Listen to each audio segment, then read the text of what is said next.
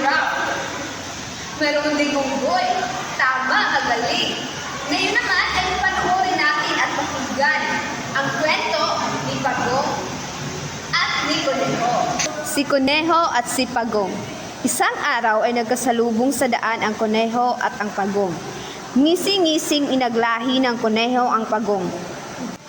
Hoy, Pagong, pakaikli-ikli namang mga paa mo at pakabagal-bagal mong lumakad. Aba, Kuneho, maaaring mabagal nga akong maglakad pero nakasisiguro akong matatalo kita sa palakasan. Baka gusto mong palbilisan tayo makaakyat sa tuktok ng bundok pagsikat ang araw bukas. Tinatanggap mo ba ang hamon ko? Tuwang-tuwa ang Kuneho sa hamon ng Pagong. Nakasisiguro siyang sa bagal ng Pagong ay tiyak na mananalo siya. Upang mapahiya ang Pagong ay pinagtatawag ng Kuneho ang lahat ng kamag-anak niya.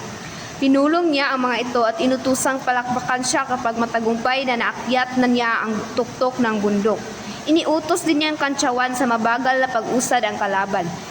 Maagang maaga dumating sa paanan ng bundok ang maglalaban.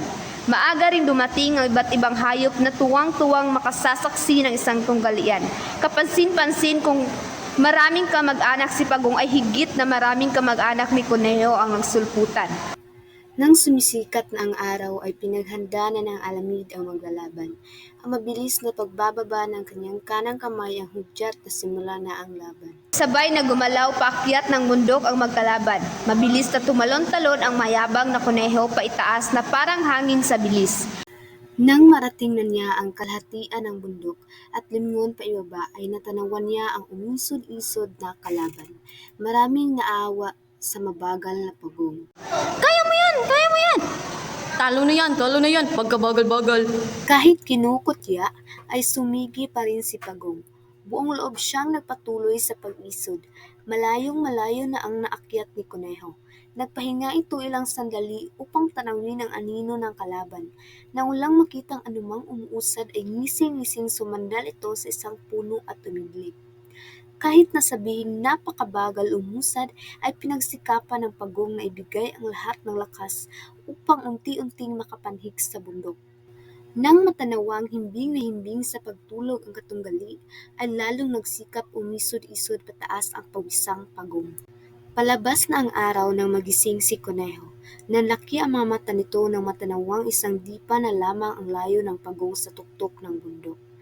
Litong nagtatalon pa itaas ang Kuneho upang unahan si Pagong. Huli na ang lahat sapagkat narating na ng masikap na Pagong ang tuktok ng tagumpay. Si Kuneho at si Pagong. Batay sa inyong napanood at napakinggan, sagutan ninyo ang mga sumusunod na mga katanungan. Una, sino ang mga pangunahing tauhan sa kwento? Okay, magaling. Pangalawang katanungan, sa tingin ninyo, ano ang katangian ni Pagong na wala si Kuneho at paano ito nakatulong sa kanyang tagumpay laban kay Kuneho? Mahusay. Pangatlong katanungan, paano ipinakita ng kwento ang kahalagahan ng pagiging mapanuri at matalino sa araw-araw na buhay?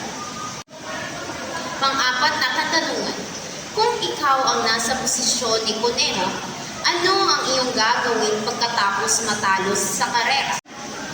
Panghuling katanungan, ano-ano ang mga aral na makukuha mo sa kwento ng ang Kuneho at ang Pagong? Kagaya ng kwentong napakinggan, dapat sa buhay ay huwag maging mayabang. Dapat tandaan na ang taong nagmamataas ay lalong binababa at ang taong nagpapakababa ay siyang ipinataas. Huwag mong hamakin ang kakayahan ng ibang tao at huwag magpagkampante sa kahit anumang laban sa buhay. Gawing mahusay lamang ang bawat gawain na naiatas sa iyo. Para sa inyong